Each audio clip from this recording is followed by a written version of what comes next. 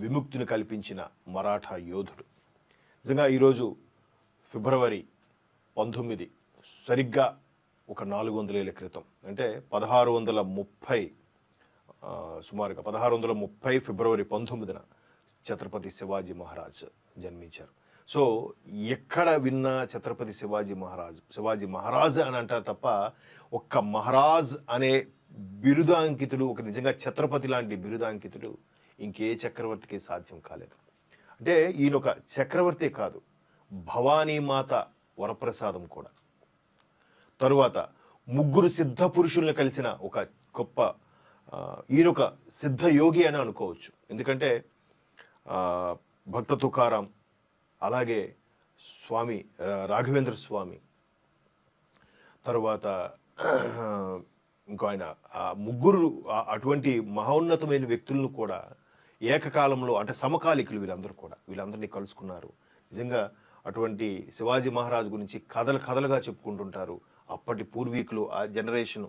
అది నిజంగా చరిత్ర మనకి తెలుసుకోవాలి, చరిత్ర ఉంది కాబట్టి మనకు మనుగడ ఉంది.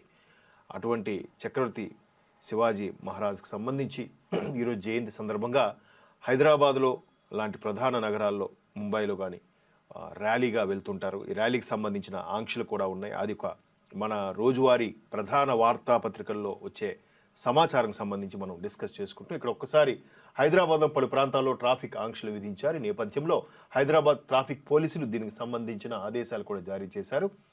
గురువారం అంటే ఫిబ్రవరి 19న ఛత్రపతి శివాజీ మహారాజ్ జయంతి వేడుకల సందర్భంగా శోభాయాత్ర నిర్వహించున్నారు. ఈ నేపథ్యంలో పురాణాపూల్ దర్వాజా నుంచి శివాజీ విగ్రహం వరకు ఉదయం 11 గంటల నుంచి ట్రాఫిక్ మళ్లింపులు చేపట్టనున్నారు.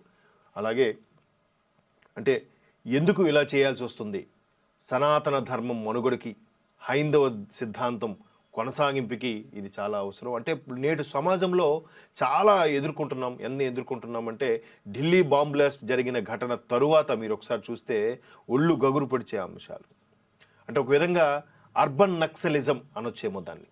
అర్బన్ నక్సలిజం ఎందుకు అంటున్నానంటే, మన చుట్టూ ఉంటూనే మనకి ప్రసాదాల్లో విషం కలపాలని ప్రయత్నం, మనం తినే పళ్ళు మీద కూడా ఉమ్మూసి స్పిట్యూన్ చేసి అమ్మే ప్రయత్నం, ప్రతిది కూడా ఒక రకమైన దాన్ని ఏమంటారు, వికృత చేష్టలతో కూడిన సమాజం కూడా తయారవుతున్న నేపథ్యంలో ఒకసారి ఇటువంటి మహనీయుని తలుచుకొని ఎలా ముందుకెళ్ళాలి, మన ఆడపిల్లల్ని భవానీ మాతలా ఎలా తీర్చిదిద్దాలనే దానికి ఒక స్ఫూర్తిదాయకం నిజంగా ఈయన చరిత్ర.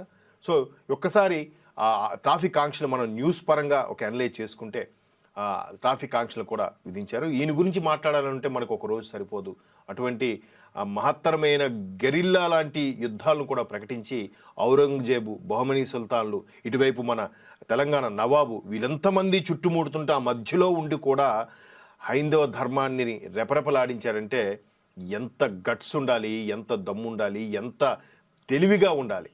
సో అటువంటి అన్నీ కలగలిపిన ఏకైక వ్యక్తి ఛత్రపతి శివాజీ మహారాజ్.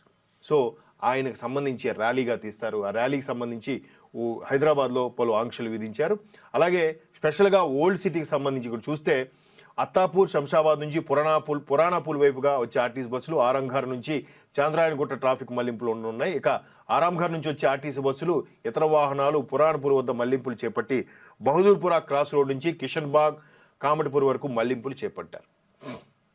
సో ఖచ్చితంగా ఈ ర్యాలీ ఉంటుంది. ఈ ర్యాలీలో మ్యాక్సిమం ఆయనకి నివాళులు, అటువంటి గొప్ప వ్యక్తికి మనం తర్వాత దానికి ఏమిటి ఒక స్ఫూర్తిగా ఉండడం కోసం చేయాలి. జయంతి సందర్భంగా సంబరాలు జరుపుకోవాలి. అలాగే వర్ధంతి నాడు ఆయనకి నివాళులు అర్పిస్తూ అటువంటి ప్రతి ఒక్క ఇంట్లో కూడా ఛత్రపతి శివాజీ మహారాజ్ లాంటి బిడ్డలు తయారవ్వాలనేది ఈ ర్యాలీ యొక్క ప్రధాన ఉద్దేశం. ఇది అన్ని వార్తాపత్రికల్లో కూడా, ప్రధాన వార్తాపత్రికలో ఇచ్చే కొన్ని వార్తాపత్రికలు కూడా మాత్రమే ఇవ్వడం జరిగింది.